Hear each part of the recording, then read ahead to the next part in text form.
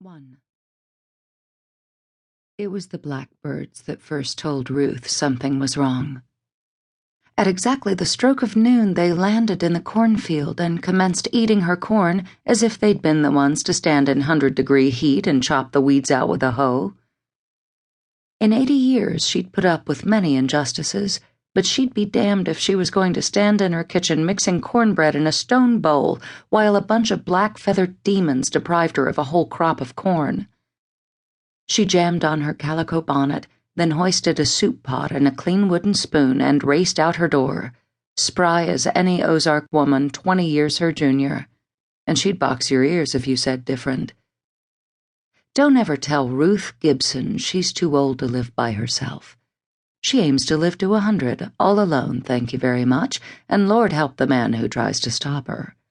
Not that one would.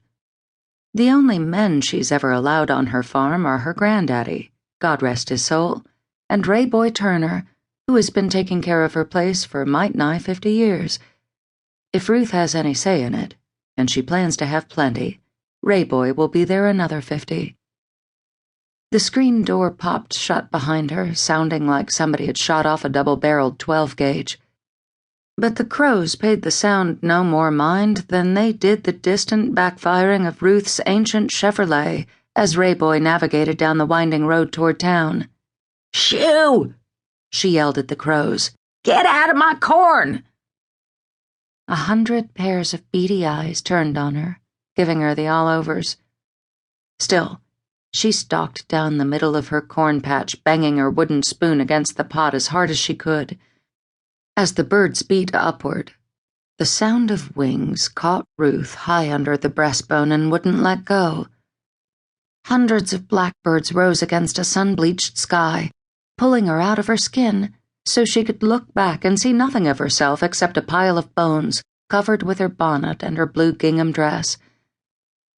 Lost in a cloud of dark feathers, borne high by a murder of crows, Ruth found herself dissolving. Her thin lips, her gray hair, the pink of her muscles. Finally, she was nothing but a wisp of smoke with a beating heart and a pair of sharp blue eyes. Ghost-like, she traveled forward and backward at the same time. Backward, to the year of the Great Depression, where her half-sister Lola was forever young, forever fearless, dressed in circus spangles as she subdued golden-eyed tigers. And forward, to see Lola's granddaughter with her neck twisted sideways, blue eyes staring sightless at her bedroom walls. Ruth fought against the pull of black wings, her silent screams echoing over her cornfields. Her heart strained with the effort to escape the mystical and anchor herself to the solid red clay of the mountains.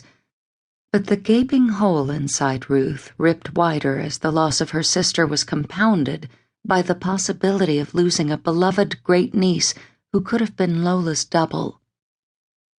"No!" Ruth's bellow jerked her down, and she found herself sitting in an undignified heap on crushed cornstalks, her bonnet hanging over one eye and her dress hiked up past her garters. She tested her old bones gingerly to see if anything was broken. Satisfied, she got down on all fours to push herself off the ground. Then she stood in the relentless glare of a June sun, slowly counting to 10 till she could get her balance and start back to the house. This time she'd been lucky. The force of her visions had only thrown her off balance and cost her dignity. Sometimes she lost consciousness. Typically, though, the weightlessness that was central to her visions just left her feeling a bit misty-eyed and damp. "Damn crows," she said. "Next time I'm going to be toting my shotgun, see how they like that." She considered herself fortunate that she'd sent Ray Boy for groceries. If he'd found her wadded up in the cornrows, he'd have called her doctor. If that wasn't enough, he'd have turned right around and called Ellen. Then her great-niece would have driven from Tupelo to way past Hot Springs, only to discover she'd made the long drive for nothing. Lord help her, that girl had enough on her plate without Ruth adding to her worries. As Ruth trudged back to the house, she tried to figure out the visitation of crows. When her visions came to her whole and